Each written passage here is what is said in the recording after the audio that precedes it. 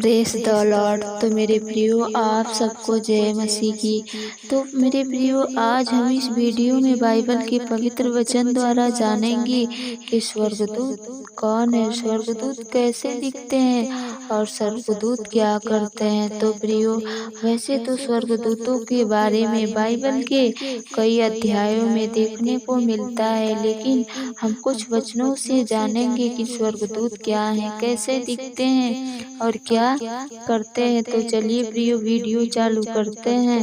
Video चालू करने से पहले अगर आप लोग मेरे इस चैनल पर नए हैं तो मेरे चैनल को सब्सक्राइब कर लें और हमारी इस वीडियो को लाइक कर दे, शेयर कर दे और बेल आइकन जरूर प्रेस करें, ताकि जब भी हम प्रार्थना भरी वीडियो, बाइबल स्टडी भरी वीडियो अपलोड करूं तो सबसे पहले आप लोगों के पास पहुंचे। तो प्रियो, बाइबल वचन हमें बताती है कि स्वर्गदूतों की रचना जब परमेश्वर ने धरती और आकाश की रचना की, उसी समय स्वर्गदूतों की भी रचना की। अर्थात हम मनुष्य जाति की रचना करने से पहले परमेश्वर ने स्वर्गदूतों की रचना की थी।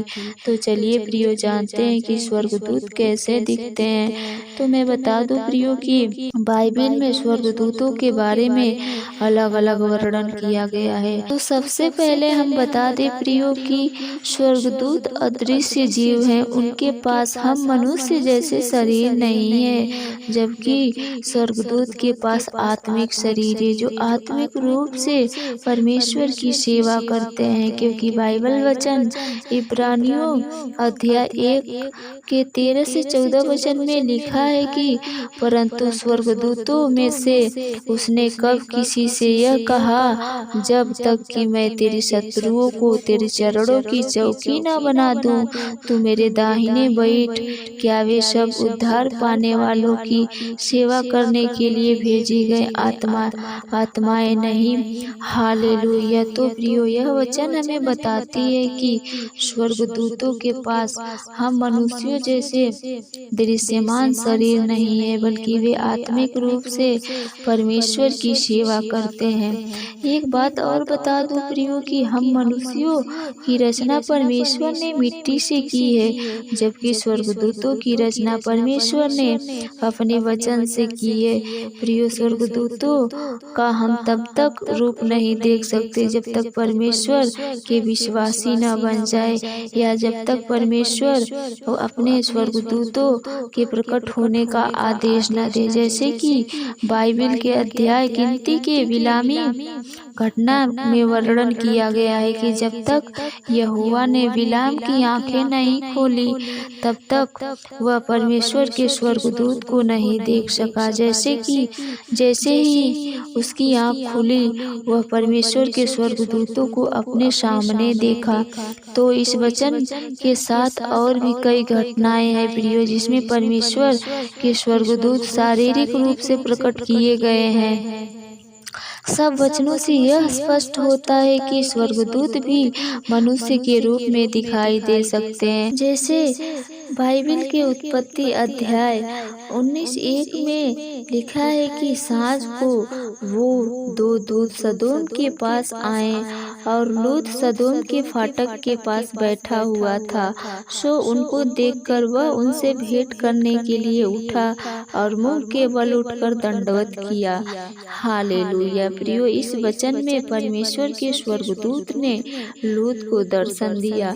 इस वचन से पता चलता है कि उस समय स्वर्गदूत की शरीर मनुष्य के समान था।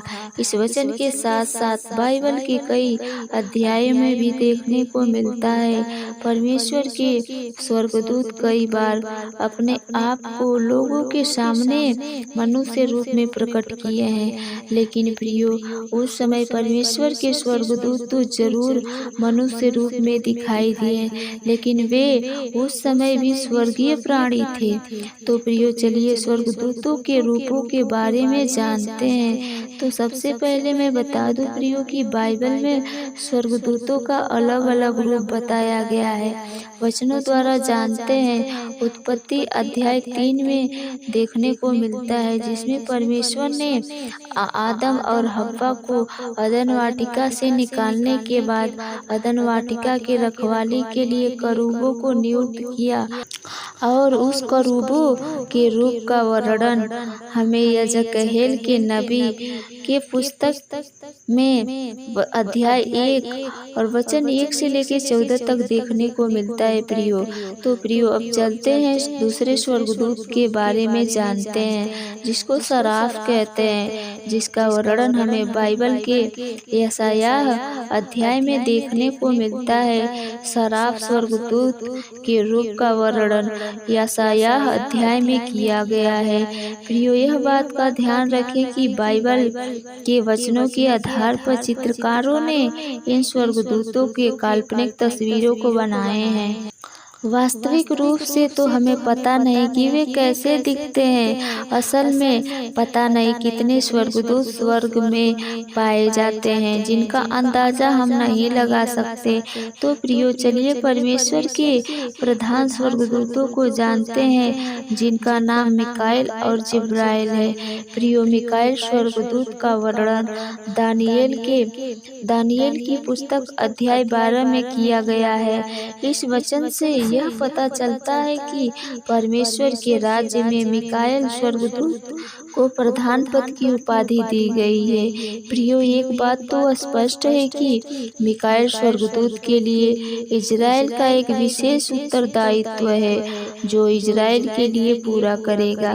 इस मिकाएल स्वर्गदूत की युद्ध का वर्णन बाइबल के प्रकाशित वाक्य अध्याय 12 के वचन 7 से 9 में देखने को मिलता है, और दानियेल की पुस्तक अध्याय 10 वचन 13 से 21 में देखने को मिलता है, और यहूदा के पत्री अध्याय 1 में वचन 9 देखने को मिलता है। इन तीनों स्थानों पर इस बात का वर्णन किया गया है। इन तीनों ही स्थानों पर मिकाएल का जिक्र किया गया है।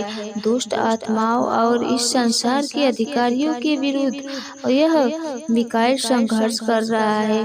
मिकाएल स्वर्गदूत एक बहुत ही शक्तिशाली स्वर्गदूत है, जो परमेश्वर के अधिकार में है। अंत समय की घटनाओं में मिकाएल स्वर्गदूत की एक बहुत महत्वपूर्ण भूमिका होगी, क्योंकि बाइबल वचनों के अनुसार यह प्रधान स्वर्गदूत के रूप में माना जाता है। एक बात तो स्पष्ट है कि प्रियो, इस मिकाएल प्रधान स्वर्गदूत के आगे शैतानी शक्तियों की प्रबलता नहीं चलेगी। तो चलिए प्रियो, जिब्राइल स्वर्गदूत के बारे में जानते हैं। प्रियो, बाइबल वचन में जिब्राइल को संदेशवाहक कहा गया है, जिसका वर्णन मत्ती रचित सुसमाचार अध्याय 1 में कुंवारी मरियम को यह बताने के लिए कि वह गर्भवती होगी और एक पुत्र को जन्म देगी। इस स्थान पर जिब्राइल की मुलाकात भय के साथ होती है। जिब्राइल वह एक स्वर्गदूत है जो परमेश्वर के सामने खड़ा रहता है और परमेश्वर के विश्वासियों का महत्वपूर्ण संदेश पहुंचाने का कार्य करता है। प्रियो, बाइबल के कई स्थानों पर स्वर्गदूतों का उल्लेख किया गया है। प्रियो, बाइबल में केवल 2 ही स्वर्गदूतों को प्रधान पद की उपाधि दी जाती है। तो प्रियो, आशा करती हूँ कि यह वीडियो आप लोगों के लिए सफलमय होगी। तो प्रियो, आप सबको जय मसीह की। आमीन।